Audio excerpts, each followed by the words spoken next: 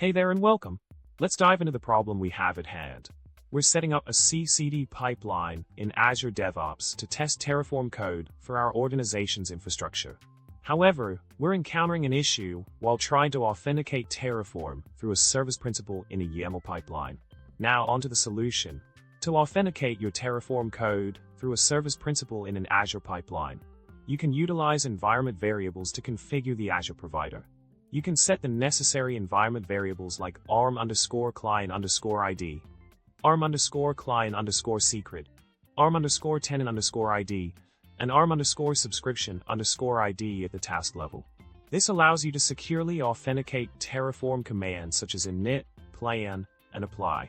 Continuing with the solution, by setting these environment variables in the pipeline tasks, you ensure that Terraform can authenticate using the service principal without exposing sensitive information. This approach provides a secure way to handle authentication for your Azure resources while maintaining the confidentiality of your client secrets. In summary, we've covered how to authenticate Terraform using a service principal in an Azure pipeline by leveraging environment variables. This method ensures the security of your credentials while enabling seamless interaction with Azure resources.